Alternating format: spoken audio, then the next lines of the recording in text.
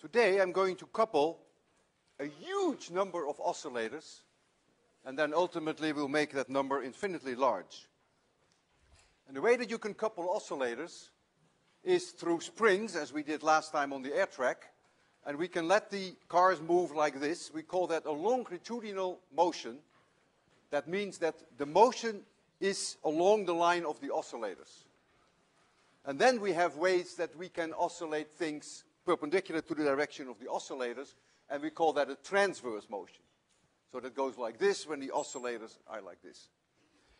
And the algebra is identical. It is easier to use the transverse motion when you do the derivations. And so I will use the transverse motion. Suppose I have a string, and I put on this string beats, masses. I have a tension T. Each mass is M, and the length between these is L. And this is a fixed end, fixed. And this end is also fixed, cannot move. And so this is number 1, this is number 2, this is number 3, and then here is the last one, which is number n. I'm going to have n of these beats on the string. So this point here, I can call that 0. I think of this in the direction of x, and this is the direction of y. And so at 0, there is no beat. And here, at the position n plus 1, there is no beat either. And so the question now is, what are the normal mode solutions to that system? There must be capital N normal modes. And if n goes to 10,000, there must be 10,000 normal modes. At a particular moment in time, you can imagine, for instance, that this one is here, and maybe this one is here, and this one may be here, and maybe this one is here. The only thing we have to keep an eye on, that this is always 0, and the y here is also always 0. That's what we call the boundary condition. Now, if you make the amplitudes modest, then it's easy to demonstrate that the tension will remain constant in these pieces, modest amplitudes, and that there is no motion in the x direction either. At least you can make it negligibly small. And so we will only concentrate on the forces in the y direction. And so now I'm going to make a blown up version here for particle number p. So this is particle p, and here's the location of p minus 1, and here's the location of particle p plus 1. And at a certain moment in time, let's assume that that particle is there, that little mass n, and let's assume that this one is here, and let's assume that this one is here. So this vertical displacement is yp, this is yp plus 1, and this then is yp minus 1. But the strings are just attached like this. And so the fact that the strings get longer, we will ignore that because they're small amplitudes. And so the tension will not change. Draw this line. We draw this line.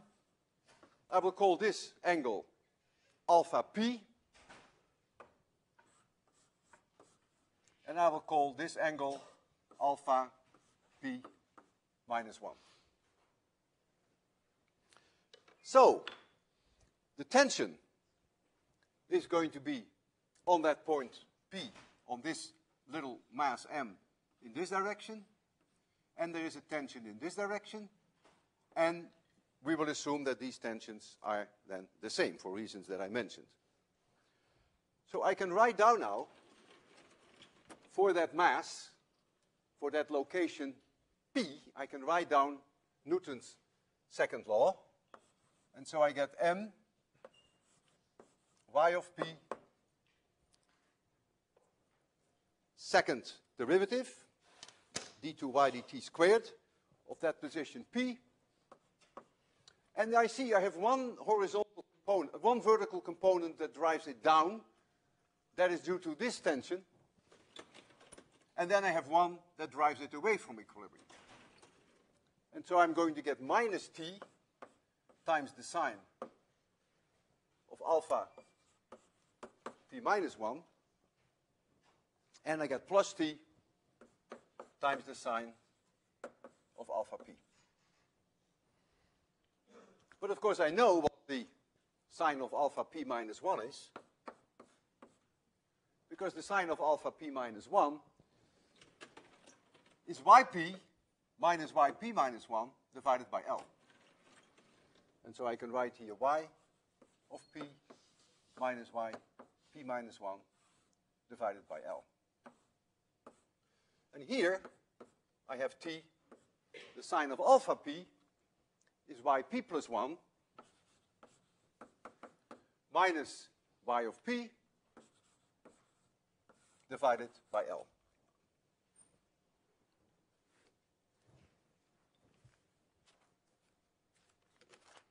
I'm going to introduce shorthand notation.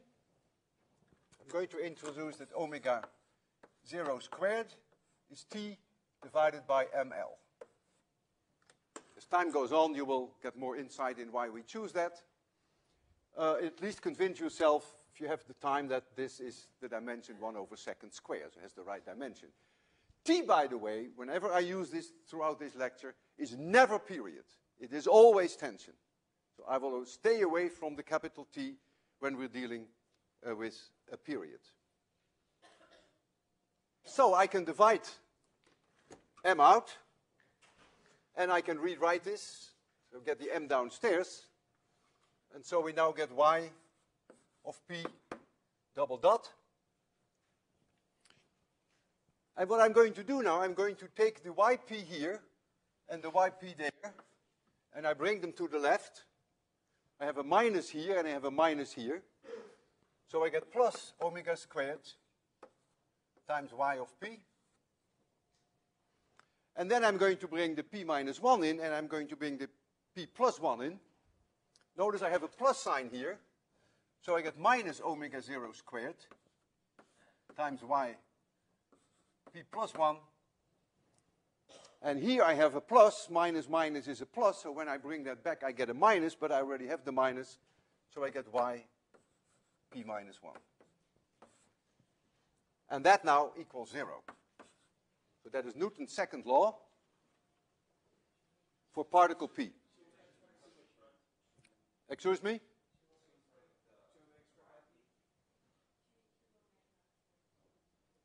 What is your problem? Yes. Thank you very much. Very good. I appreciate it.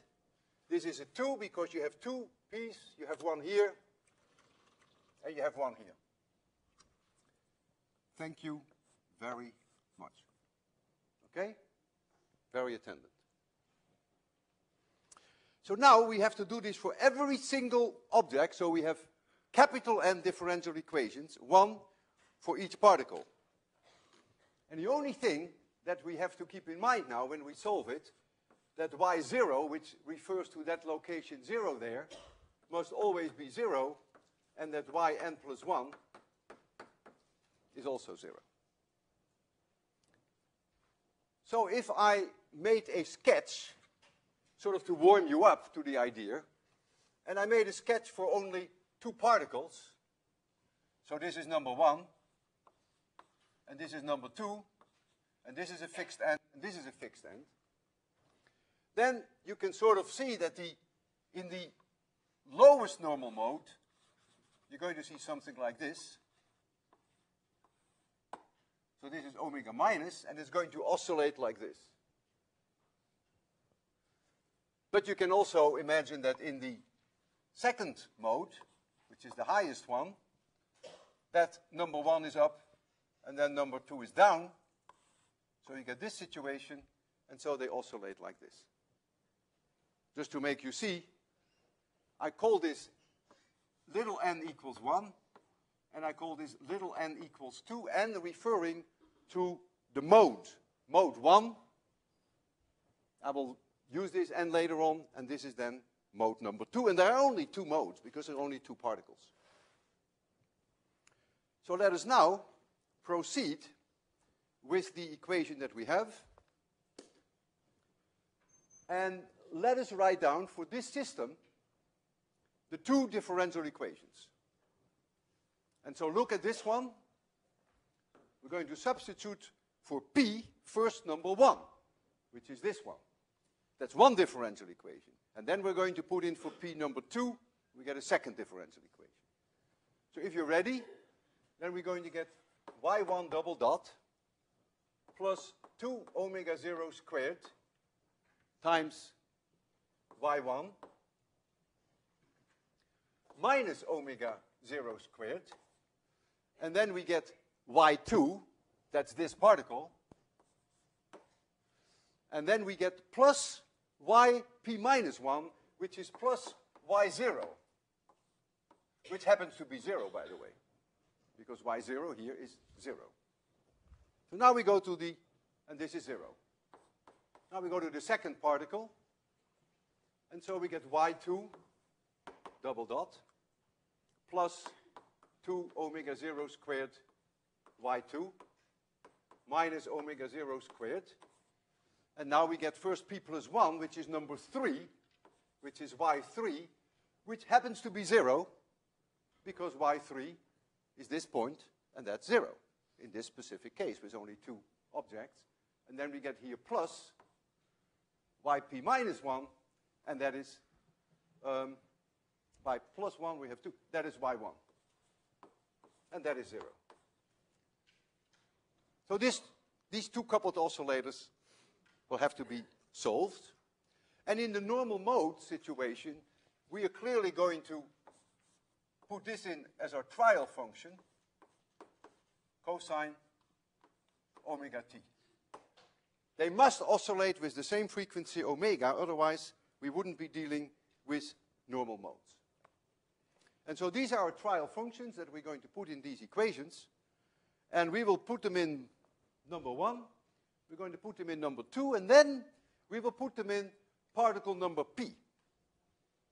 And then we can all the way go to n, and if n is 10,000, we have to write down 10,000 differential equations on the blackboard. That will take the rest of the hour. So, I'm going to number 1 here. So I get a y1 here, which is a1. The second derivative always gives me a minus omega squared. So you get minus omega squared times a1. I ditch the cosine omega t because each term will have a cosine omega t. Then I get plus 2 omega 0 squared times a1.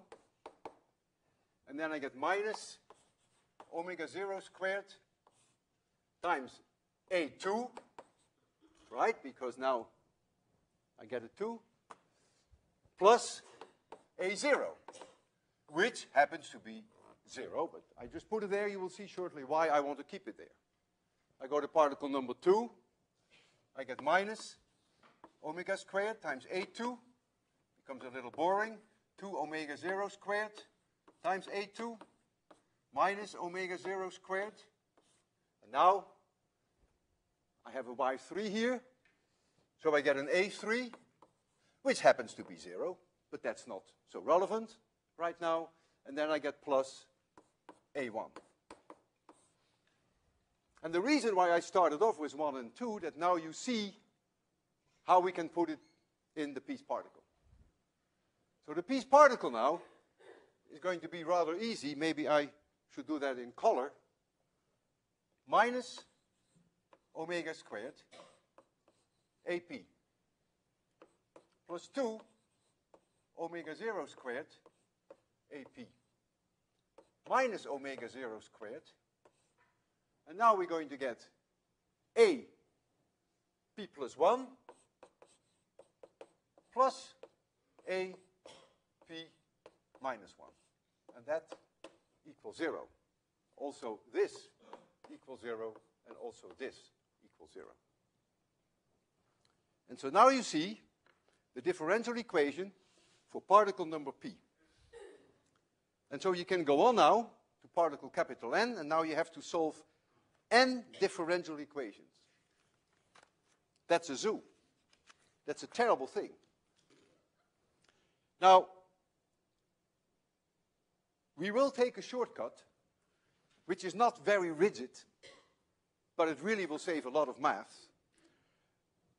And that is we will use our intuition, something that we know sort of from experience. If you had a lot of beats on here, fixed here and fixed here, and you ask yourself what's going to happen in the lowest possible mode, then you just know that you get something like this. It goes like this, and like this, and like this. And you know that in the second normal mode, the one that follows, that has a higher frequency, you expect that this side goes up, this goes down, and then it will oscillate like this. So we use that experience, which is not very rigid, in order to decide on our trial function.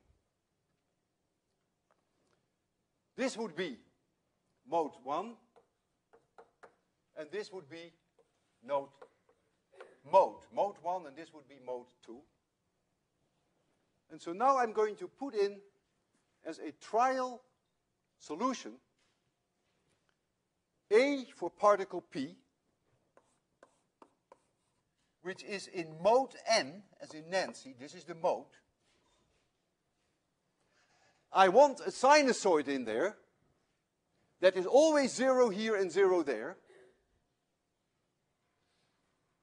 And it can have an amplitude, of course, which I can freely choose. So this C of n is the amplitude of this sinusoid. So this is C1. And this value is going to be C2. Each one can have its own amplitude. And then I get the sine of P n pi over n plus 1. So let's look together at this equation so that we have a full understanding what we are trying to put in there. Notice that P equals 0, that the sign is always 0. That's obvious because we wanted that, because this point, the 0 point, is not moving. Notice also that if you put in P equals n plus 1, that A n plus 1 is also always 0. Just put in P n plus 1, the sign of a multiple times pi is always 0, because n is now our mode. It's going to be 1, 2, 3, etc. These are the modes that we are looking for. For instance, if we take n equals 1,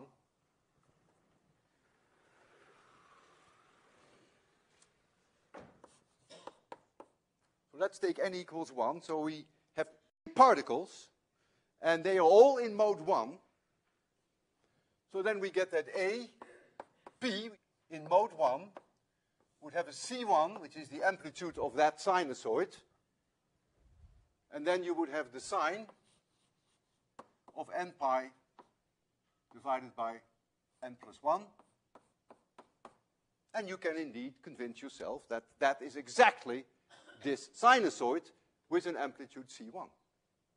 And you can also convince yourself that P0, A is 0, and particle n plus 1 is again 0, of course. And if you take n equals 2,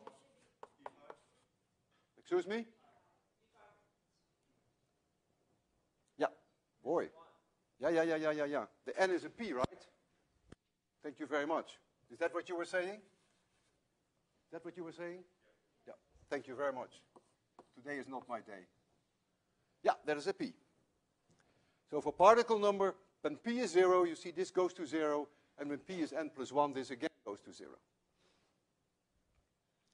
So you see here that AP2 is now C2 times the sine of 2p pi divided by n plus 1. And that exactly is this curve. Notice that if you put in p equals 0, you get a 0. If you put in p is capital N plus 1, you get a 0.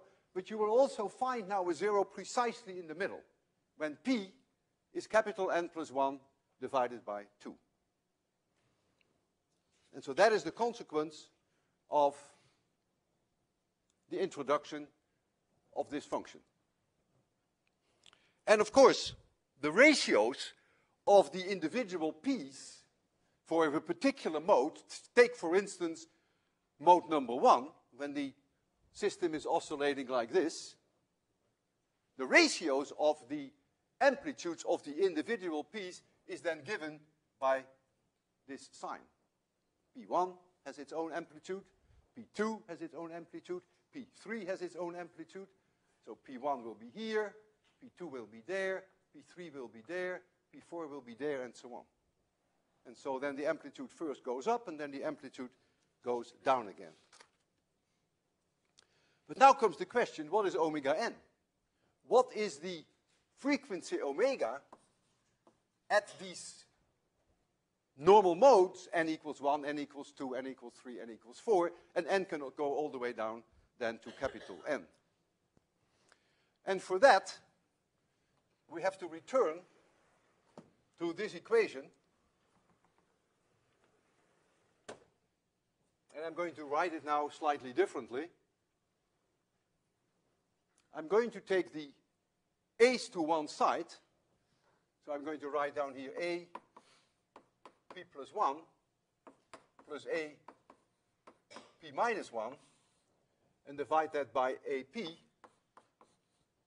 just rearranging, and then you will find that it is minus omega squared plus 2 omega 0 squared divided by omega squared. Take a look at this and convince yourself that this equation is identical to this one.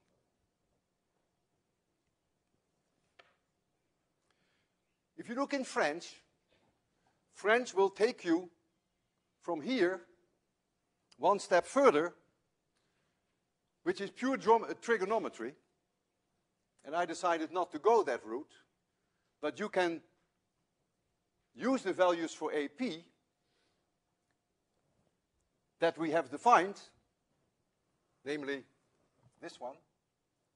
And so you can now massage the trigonometry, and you can find that this ratio is very simple. It's twice the cosine. So this whole thing is twice the cosine of n pi over n plus 1. That is correct. Of n pi over n plus 1. So there's no physics there. It's purely a matter of trigonometry.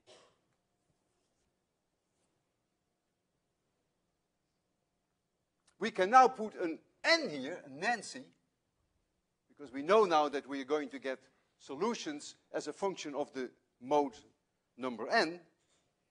And then with a little bit more trigonometry, and you really want to check up on French there, which is page 141, he then comes up with the normal mode frequencies, which was our goal. So I will give you the result, but it really is implicit already in here. You will get 2 omega 0.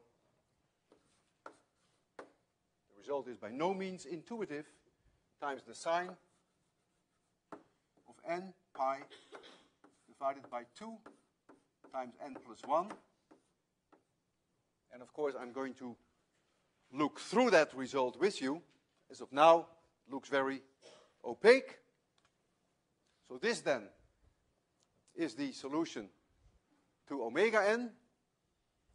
This is the solution. I will take one color to show you how these link. This is the solution for A. If you know the mode, and you know which particle it is, and you have specified the amplitude of the sinusoid, then this tells you each particle what the amplitude is. If you know the mode n, then you know that this is going to be the frequency. And so you can write down now that y, which is the displacement as a function of time, a is amplitude, y is displacement for particle p in mode n. And now we can put in the amplitude that we know, that is the Pn amplitude, a Pn, and now it's going to oscillate with cosine omega n times t. And of course, you can always add a phase angle depending upon at t equals 0 what the particle is doing. And so this one gives you the amplitude, this one gives you the frequency, and this then is the time dependence of the displacement of particle number p in mode n.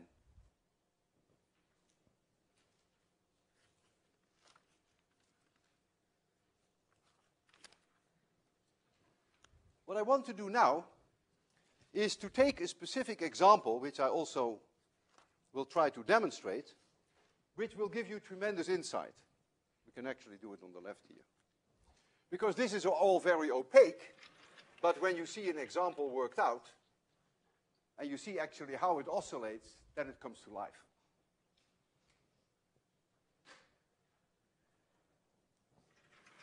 I'm going to have 5 beats on a string. 1, 2, 3, 4, 5. Fixed here, 1, 2, 3, 4, 5. The tension is T, the mass of each one is M, and the separation between them is L. And so N is 5. So keep in mind that N plus 1 is 6. The reason why I write that down, because you're going to need the N plus 1. And then omega 0 is the square root of T divided by ML.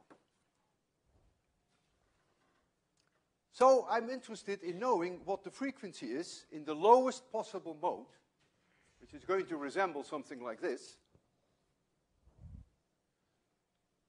And so that frequency, omega 1, is then 2 omega 0 times the sine, n equals 1, capital N plus 1 is 6, 180 degrees divided by 12 is 15 degrees, so that's the sine of 15 degrees. I write it now in degrees because I have a better feeling for degrees than I have for radians. And that is 0.51.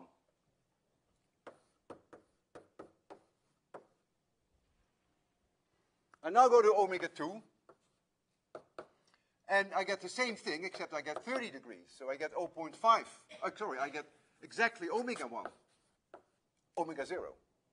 Right? Because the sine 30 degrees is 1/2, and that eats up this one. And I get omega 3. And now I get the sine of 45 degrees. And that is approximately 1.41, not exactly, but that is the square root of 2, so that is about 1.41 times omega 0. Then I go to omega 4, and so I get 60 degrees, and that can only be approximated again by about 1.73 omega 0, and then I have omega 5, which is the last one, so I get the sine of 75 degrees, and that then becomes 3.73, no, 1.93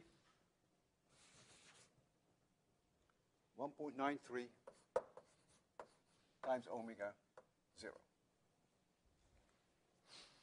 What I want to concentrate on, because that's part of the demonstration, is not so much on the meaning of omega 0. It's just some arbitrary thing that I have called omega 0. But I want to concentrate with you on the ratios of the higher frequencies to the lowest one. And so I call the lowest one omega 1. Simply call this omega 1. If that one is omega 1, then the next one is 1.93 omega 1. Again, not exactly, but approximately. It is this 1 divided by 0.51. It's the ratio now of the frequencies. And if I take this one and divide it by that one, then I get 2.73 omega 1. And I take the next one, I get 3.35. And the last one then is 3.73. So the bottom line is that the ratio of these frequencies are not at all very nice numbers, as you may have expected, but the ratios are quite bizarre. 1.93 times higher than the lowest one, 2.73 times higher, 3.35 times higher, and 3.73. And so the general solution to that system is then the linear superposition of all these normal modes. That's the general solution. You give them very modest amplitudes, and you can choose the amplitudes of each one of them. That's effectively like saying you are choosing C1, C2, C3, C4, C5. And you also can give them initial velocities if you want to. So at t equals 0, they do not all have to stand still. You have that choice too, of course. So you can change the relative phase between the 5 different modes. What I will do is to make life simple, I will generate all 5 normal modes for you, and I will start them off all at 0 speed when I show you the simulation. And the first one that I'm going to show you then is number 1. And then I'm going to show you number 2. I want you to appreciate that if I showed you the superposition of 1 and 2, so I let it oscillate in this mode and in this mode, I start off at a certain position of these particles, and they start to oscillate in this mode and that mode, that the shape that I have will never, ever become the same as it was at time 0. And why is that? So you just let it oscillate, and you can wait 100 billion years, and you will never see the same shape. So I start with a certain shape, and it will never, ever, ever come back to that shape. Why is that? Yeah? Is the ratio an irrational number? Yeah. It's right that the sine of 15 degrees is the killer. That is not the ratio of 2 integers, and therefore you will never get it back to the same position. Maybe approximately, but you never get it back. This demonstration is going to be a cocktail between very low tech and very high tech. And I will start with myself, which is very low tech. And that is this. I was sitting in my office and I said to myself, gee, what will I see? So I took a pencil and I just sketched very roughly a sinusoid right here. And I know, according to these solutions, if you accept them, that these beats, these particles, must lie on that sinusoid. And C1 is then the choice of that amplitude of that sinusoid. In the second mode, you pick another value for the amplitude, say C2, and then the beats have to lie on that sinusoid, and so on. What you will see, however, is that these beats are connected with straight wires. So you will not see those nice arcs. What you will see is, of course, this. The red lines are the actual strings. And so, for instance, if you go to the mode, we call that the second harmonic, if you like, then notice that this point here and this point here never reach the amplitude C2. The sinusoid does, and the C2 in that equation does, but those points will never reach that because their location is such that they never make it to that point here. This won't stand still then. That was intuitive. So we have that here. And if you go to higher frequencies, particularly the very highest one, neighboring beats always are out of phase with each other. You see that. Up, down, up, down, up. And again, this little particle will never reach the amplitude C5. This one does. This one does not. This one does not. This one does not. This one. But this one does. And so as I'm going to show you this simulation, we will keep this going because it will be great to anticipate what we may be seeing. So the first thing that I'm going to show you is one complete oscillation in the normal mode number 1, which I have set to be 15 seconds, with the help of Nurtjes Marval-Valla, who has guided me greatly in this demonstration. So let me, first of all, give us the right light conditions. And now I will start the last 15 seconds. I have given the amplitude a 2, which is very large. And of course, that's unrealistic, these high amplitudes. But I want you to see the relative position of these particles.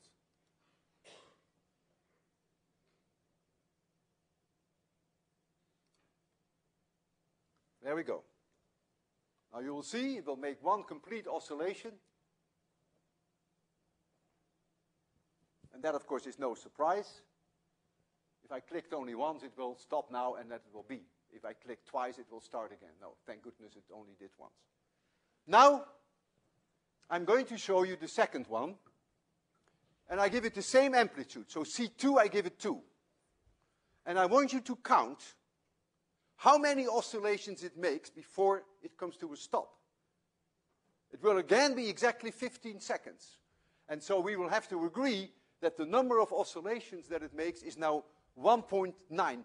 It misses the 2. It will not get back to the 2 complete oscillations. And so you're going to look at this mode. So these 2 particles will never reach the value 2. The 2 is marked here. And it will go down, up, down, up, down, and it stops just short of 2 oscillations. So we'll do that now. So I make the amplitude of the first one 0, and now we get the amplitude of number 2, and I make that 2, and there we go. Now count.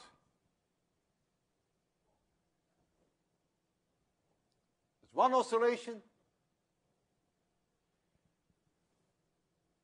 and it will stop just short of 2. You can't tell that, of course, right? Because you don't have that resolution, but it stopped just short of 2. Now we're going to this one. Again, give it an amplitude of 2, and now we're going to count, and you will definitely be able to see that it just misses 2.75, because 2.75 is something that you can eyeball. So we're going to number 3 now. So number 3 already has 2 interesting points which don't move at all. This point won't move, and that point won't move. They will reach the +2 and the +2.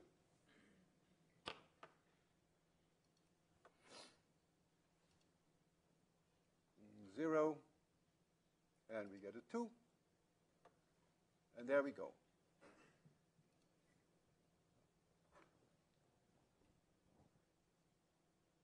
That's 1. That's 2. That's 2.5. Ah! And that's 2.73. You see, it's just short of 2.75. So that is this number. Now we're going to number 4. So number 4, this one will stand still, and the others do not have the maximum amplitude of 2.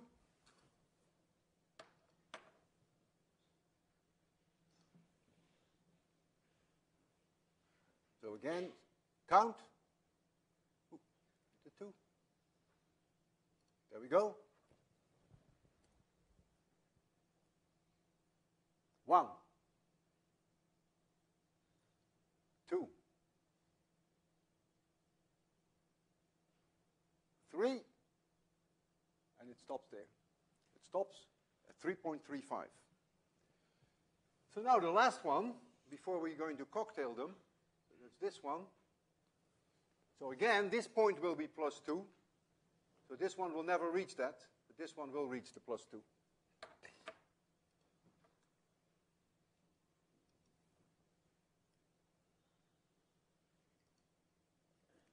Okay.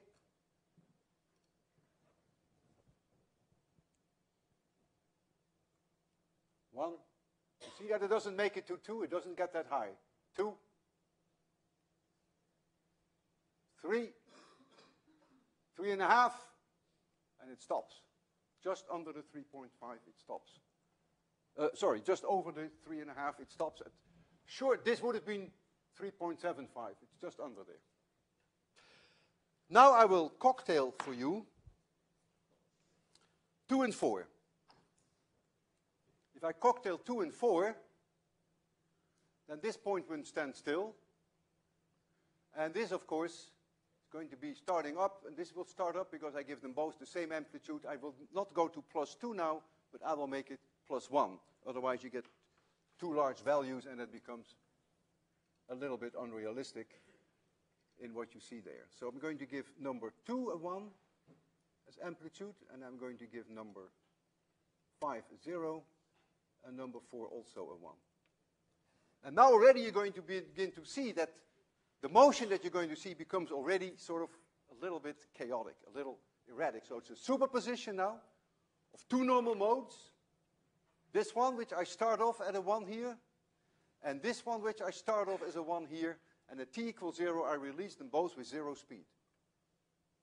Make sure that I have the 1 in there. Yes, I do. There we go.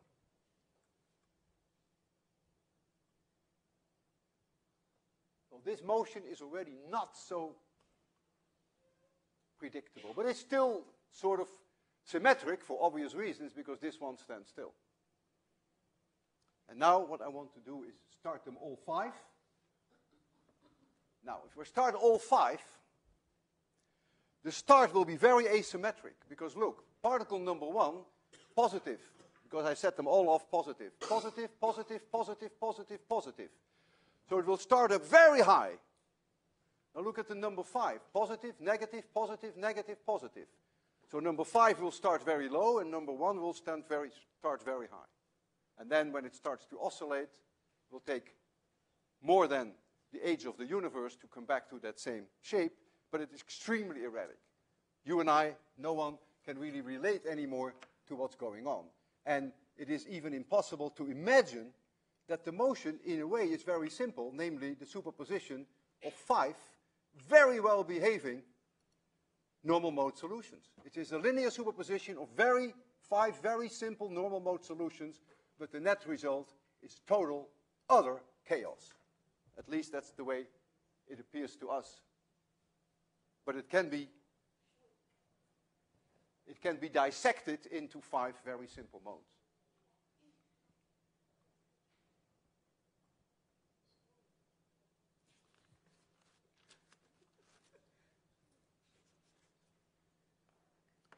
So these were transverse motions. And the same idea holds for longitudinal motion. So you can have 5 beats with 6 springs, and then the oscillation is in this direction. We call that a longitudinal oscillation. In this case, the displacement is perpendicular to the oscillators. We call that transverse. But the algebra, as you can imagine, is identical. Except that the displacement are then not in this direction for the longitudinal one, but in this direction. We will shortly enter the domain of waves to make you see the idea, the big difference between transverse waves and longitudinal waves. Sound, this is a pressure wave, in my direction to you, the air is a pressure wave, is doing this, so the air is oscillating in the same direction that it moves. That is a longitudinal wave. But this is a nice moment to break. We'll break 5 minutes, and we'll start exactly 5 minutes from now.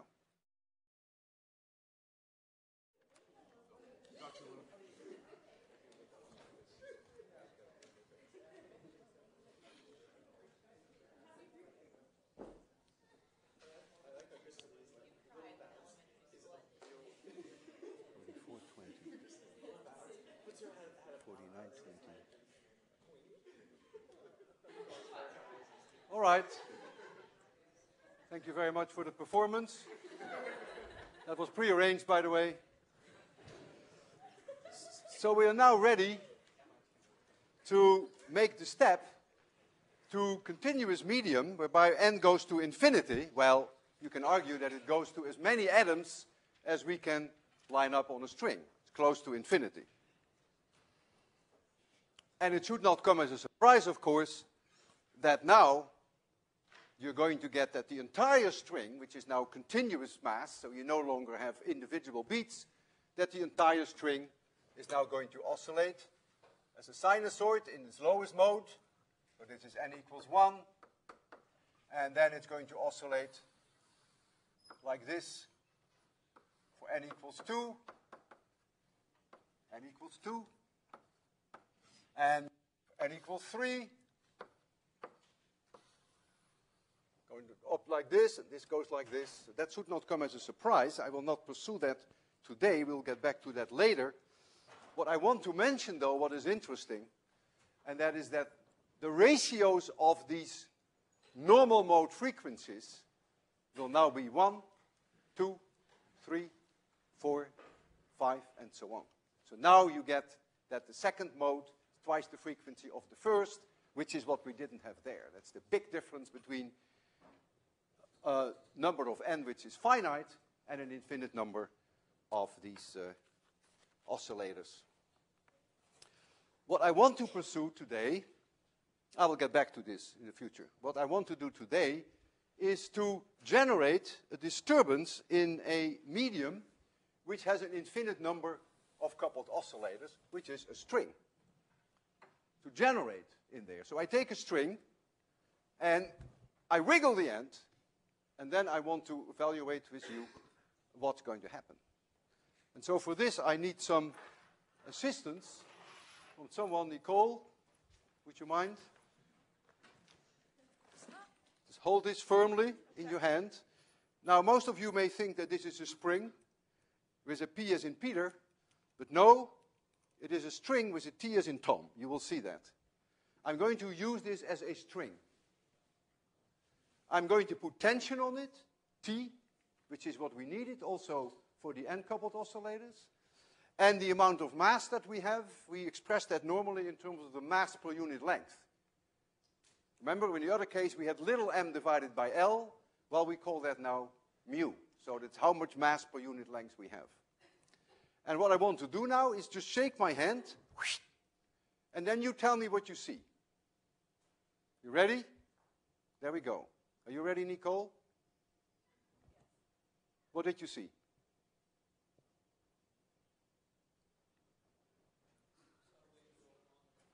Just tell me what you see right after I do this. What did you see right after I did this? The disturbance moved. That's number one that we have to understand. Why does it move? Now, look what happens at Nicole's side. I generate a pulse which is like this. I'll call that a mountain for now. And only look at the moment that the mountain reaches her and something comes back at me. And then stop looking because things begin to wander back and forth. And tell me what comes back at me. So I'm going to send a mountain to Nicole. What came back at me? A valley. Now I'm going to send a valley to Nicole. What do you think is coming back? Very good. It's hard to, it's actually, you know that I don't know why it is. It's very hard to generate a valley. Let me do a mountain again. This is a mountain. That comes back as a valley, and I'll try a valley. Okay, I'll try to a valley. So I go down and up. Yeah, that was a good one. And you saw that. Yeah. Well, because of you, it worked. Thank you very much. You did a great job. So now we have to understand two things, and that is why does it propagate, and why does a mountain come back as a valley, and why does a valley come back as a mountain? Continuous medium, infinite number of coupled oscillators. I start here with a piece of that rope.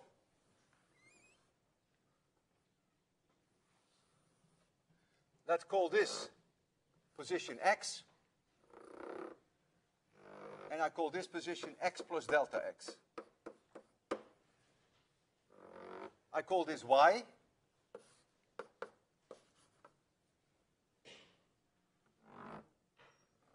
I call this angle theta plus delta theta. And I call this angle theta. We have a tension T on the line. And mu is the mass per unit length. So you tell me what the mass per 1 meter is, and I know what mu is. It's the length, the mass per unit length. Well, if our displacements are not absurdly high, then we can make the same assumption that we made with the beaded string, that the tension is the same on both sides.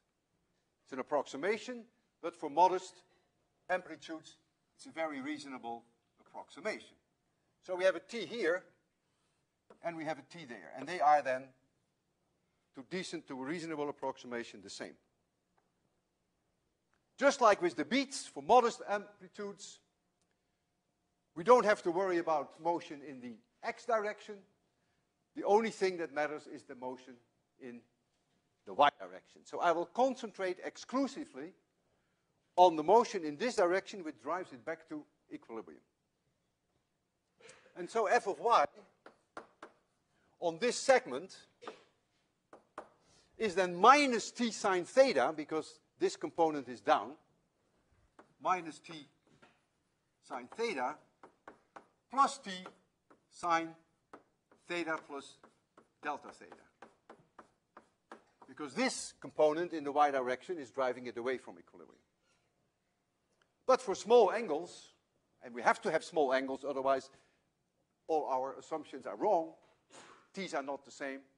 So for small angles, the sine of theta is the same as theta in radians.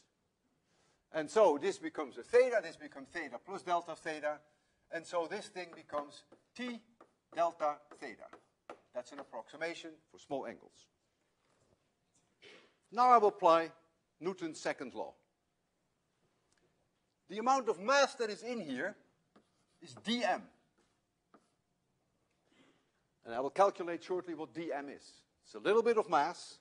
We're going to make dx go to 0, infinitesimally small amount of mass.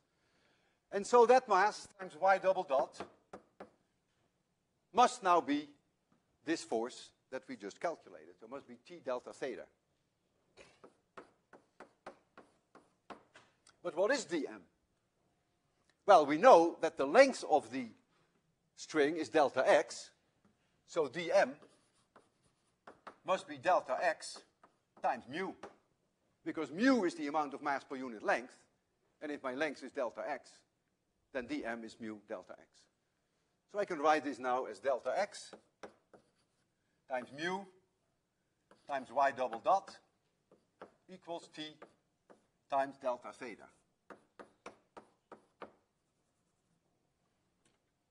We're getting there.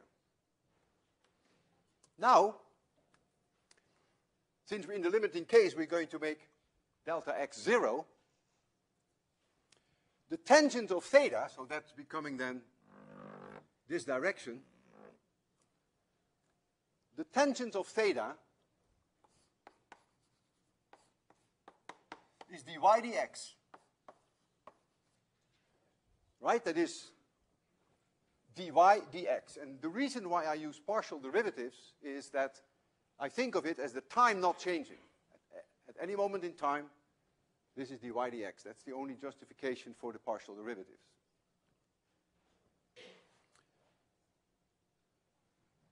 I take the derivative on this side and on this side in x.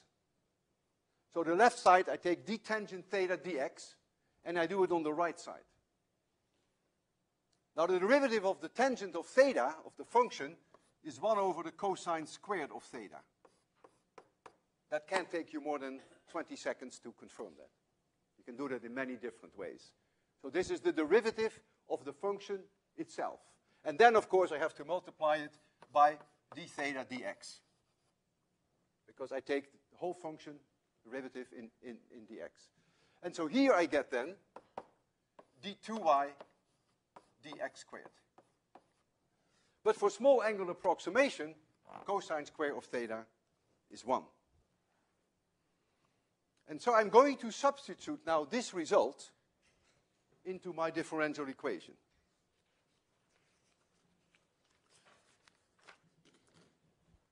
I read this as delta theta which is here, and I read this in my mind as delta x, which is here. Now, mathematicians would probably never do that, but physicists have no problems with that. So I'm going to write now here mu times delta x, and here I write d2y dt squared. I use partial derivatives because I'm not changing x. That's the justification for the partials.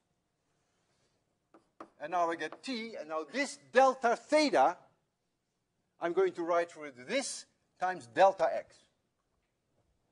So now you get delta x times d2y dx squared. And now I'm doing something that mathematicians would never do. I'm going to divide out delta x. Don't tell your 18 whatever people that I did that. So now what you have is that mu divided by t times d2y dt squared, constant value of x, is now d2y dx squared. And believe it or not, that this is a big moment in our life. You have here a differential equation of y, which is a function of x and t, whereby here you take the double derivative in time, and here you take the double derivative in space, in location.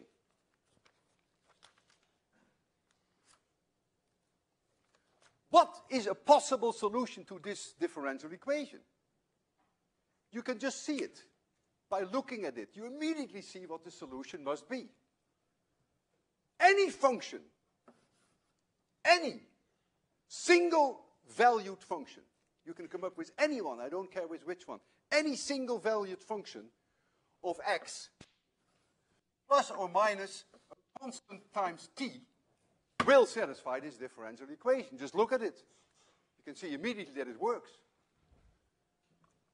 Take the second derivative in time, you get a c square out, and you get the second derivative of the function. Take the second derivative in x, you only get the second derivative of the function, and that's all. So all it requires is that c is the square root of t divided by mu. Then, I bet you a month's salary that any single valued function will satisfy this differential equation. What is the dimension of that c? What is the dimension of that c? Meters per second. It's a velocity. Because if I have apples here, I must also have apples there. And so this can only be an apple if c has the dimension of a velocity. So therefore, you might as well write this as plus or minus vt, and you might as well write v for here, a velocity, and we might as well change now this differential equation in a way more uniform way, which is what I'm going to do now, which is 1 over v squared times d2y dt squared equals d2y dx squared. And this equation is what is generally called the wave equation. It will be with us until the end of the course, until death do us part.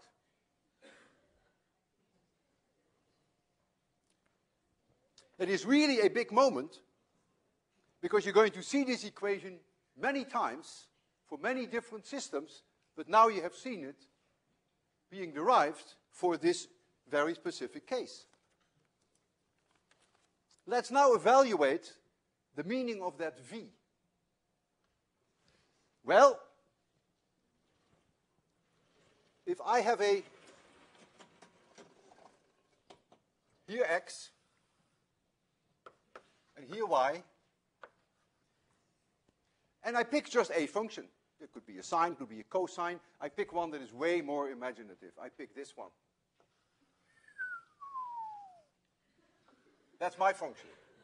Has to be single valued though. You have to be careful. It must be single valued. You cannot go back. That's my function. And so that's my function f at time t equals 0.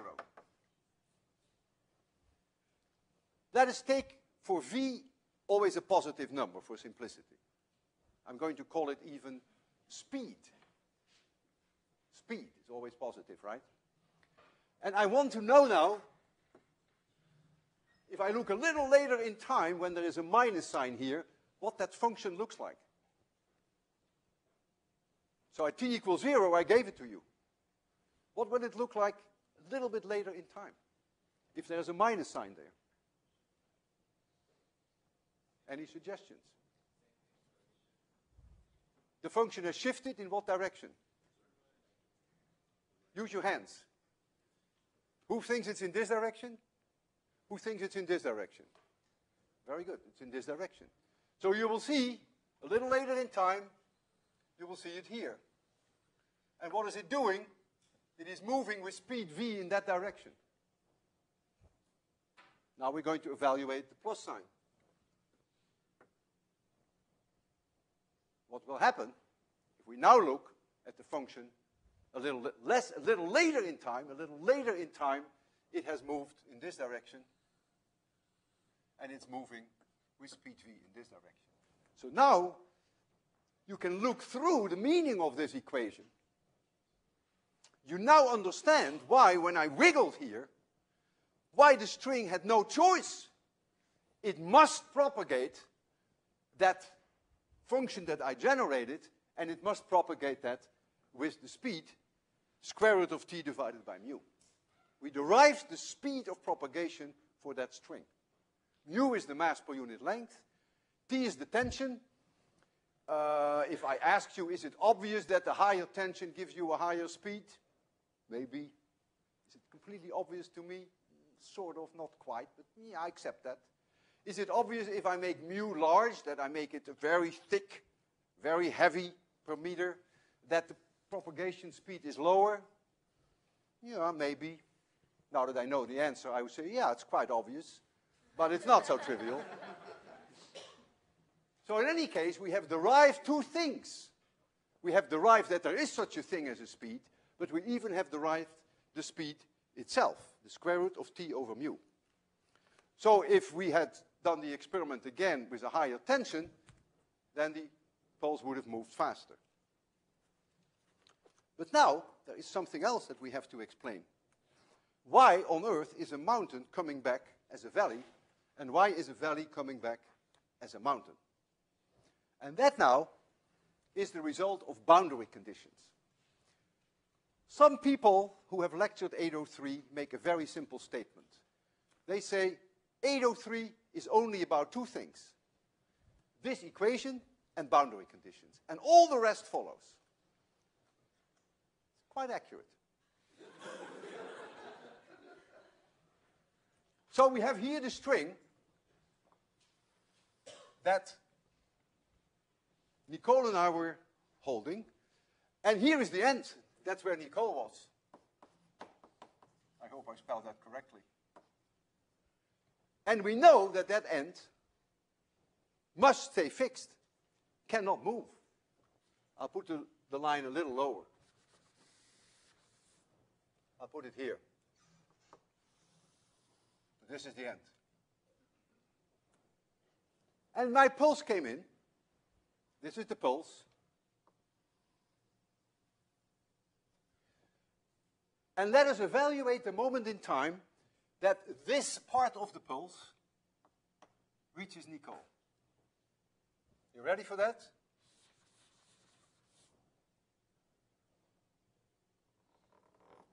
So this part is here.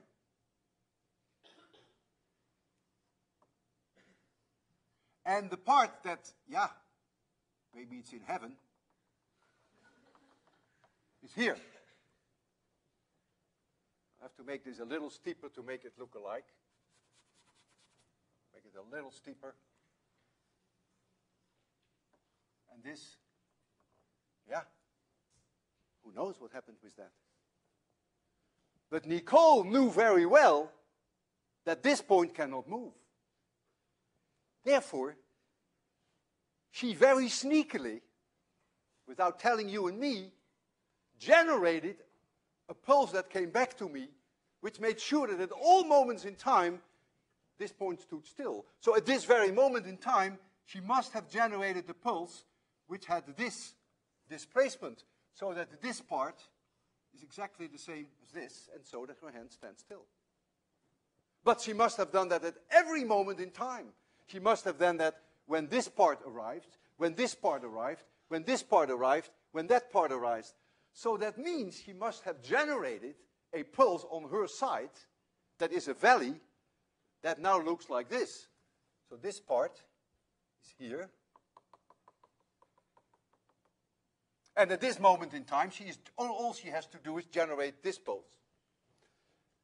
And so the net result is that if you took a photograph of this string at this moment in time, you would see something very bizarre. It is the sum of this with this. And you try to draw what that looks like. For one thing, this point will be here. That's for sure. And then whatever you're going to see here, well, you try to add the two up. And this thing is moving in my direction with speed v, because she is generating a valley. And so the consequence of the boundary condition is, since this point is fixed, a mountain must come back as a valley, and a valley must come back as a mountain, and given a little bit of time, when this point here has passed Nicole completely, then there is, of course, a very nice, healthy pulse on the way back to me, which is mirrored now this way. The mountain is a valley, but it also has mirrored this way. See, that's why I made the pulse purposely asymmetric. And so that is what is happening. So now I want to do this experiment again, with Nicole, of course, because she knows how to do it. And you are going to look at this with completely different eyes. Your eyes were closed when we did it the first time. You were blind, let's face it. But now, you've seen the light. It is a big moment in your life, because you now know, first of all, why it propagates. And now, when it arrives there, you know that the mountain becomes a valley. So I'm just going to do exactly the same thing, only to allow you to look at it now with through different eyes. And that's what education is all about, regardless of whether it's physics or whether it is art. Without education, you cannot appreciate it. Now you can. Watch it. You ready for this, Nicole? You see, it moves, it has no choice, and the mountain comes back as a valley. I will do that once more. Very clear. Boy, you deserve an A for this course, that's clear. Oh boy, you don't want to, you don't. I'll make it a B.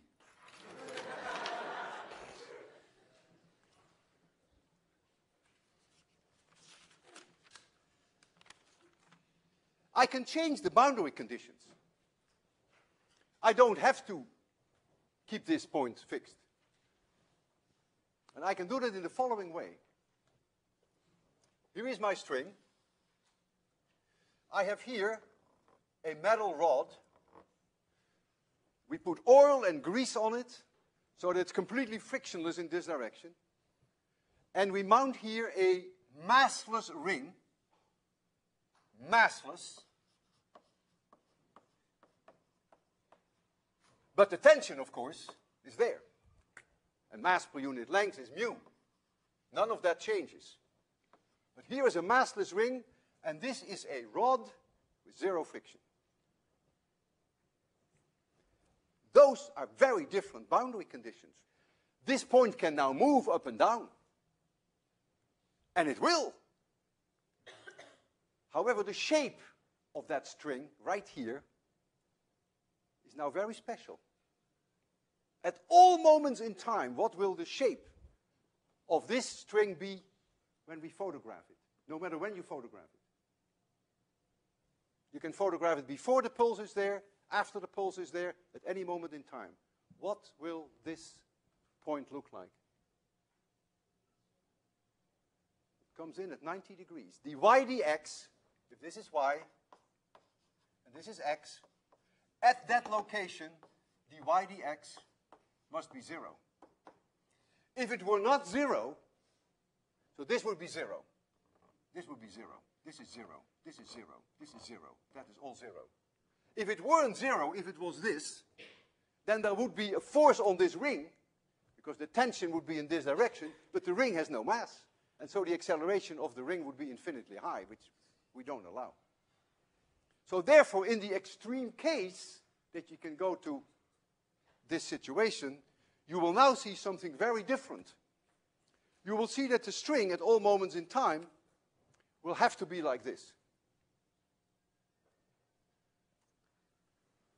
If now I send in a mountain, what do you think will come back? A mountain comes back, mountain goes in, mountain comes back. Who thinks if a mountain goes in, a mountain comes back? Very good. And that's the consequence of the fact that it is open now. Because the only reason why a mountain goes in, a valley came back, there was only one reason: the end could not move. But now the end can move, and I will demonstrate it to you. And now the mountain will come back as a mountain. We refer to this in physics as a closed end. And we refer to this as an open end. And when you have an open end, and this is the pulse that comes in, say it has amplitude A, then what comes back at some point in time is again a mountain going in this direction with speed v. This comes in with speed v. We call that the incident pulse, and this we call that the reflected pulse. This has amplitude A. And this has very interesting consequences, namely, at the moment that this point here reaches that massless ring, the massless ring must go up by an amount 2a, because that ring generates this pulse. And so the ring generates this pulse, but this one is also there. And remember, you have to add the two together. Like this one was added to this, that gives me 0. Now you have to add this A to that A. And so what you will see is that if here is your ring, it will go up to 2A. So it will make a huge excursion, goes twice as high as the incoming one. And then it will go back to 0. And then the mountain rolls back. And needless to say, that we, of course, would like to demonstrate that. Now, to make a rod which is nearly frictionless, it's difficult, but we can use a lot of oil and a lot of grease and a lot of soap. So that was not our major hang-up. But when we looked at Amazon.com and we wanted to buy a massless ring, Marcos and I really tried, but it didn't work. We couldn't buy a massless ring. And so therefore, it is not so easy to demonstrate this in the way that I have there. So we will demonstrate it to you in another way. And that is with this instrument. I will first explain it. This is not a string. These are rods, all the same length, and they are connected here with some metal. And so you can move these, and then a propagation, the pulse that you generate will propagate. So they're coupled. They are, I don't know how many there are. Do you know how many there are? Okay, let's say I count 40, then it's 40 coupled oscillators. And now I have the option with this machine that I can hold this one fixed, which is then a closed end, but I can also let this one open, and then it's an open end. And so if I hold this one closed, and I send in a mountain here, then a valley will come back. But if I keep it open, then I send in a mountain, then a mountain will come back, and you should be able to see that the end gets a huge amplitude at the moment that it reaches the maximum. And so that is what is on our plate now. And we will make it extremely romantic for you, believe me. going to do this in a very romantic way.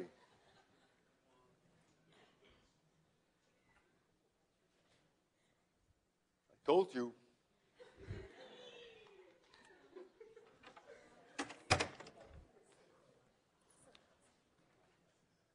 So here I have a clip here. So I will first lock this in place so that this end cannot move. That's what I will do first. And from this side, I will then generate a mountain. The speed with which it propagates is actually quite decent, not as fast as it was with the string. And so I want you to see that first of all it propagates and that it comes back as a valley. So the end here is now fixed. It's a fixed end. You ready? Mountain, and now it's a valley. Did you see it? Okay, now it's always a pain because the system is a very high Q system, so it doesn't want to damp out. I can try to send in. Yeah, I know exactly what you're thinking. We are aware of this. If you try to calm it down, it makes it worse sometimes. I will now generate a valley, which is a little harder. I don't know why it is. That's why it's a little harder. I have to talk to my psychiatrist about it. It's easier to go up and down than to go down and up. I don't know why that is. So I'll go down and up, make a valley, and then when it comes back, it's a mountain. There it goes, and it comes back as a mountain. Could you see it? Did you? Yes. If you didn't, just say so. We can do it once more, but I don't think we have to. Now comes the big thing. Now I'm going to make this end freely moving. So now it's an open end. And I will generate a mountain now. And I want you to not only appreciate that it comes back as a mountain, but above all, that the end will have twice the amplitude at one moment in time when the top of the mountain reaches that end. And then, of course, it will go back to zero, and the regular mountain will roll back to me. So if you're ready for this, there goes the mountain. Sweep high! And it comes back. What is so funny about that? Did you see that huge amplitude? Yes. I'll do it once more because I don't want you to forget that. Now let's give it just 10 seconds to die. Oh boy, look at it. It's a whole like an ocean. Oh. I will do it once more. I'm not going to try a valley because that's where the problem comes in with me. I will simply go up, and then let's look again at the end and see whether we can see that double amplitude of the mountain. Mountain! Wow, biggie! Sure, man! Oh, okay, have a good weekend.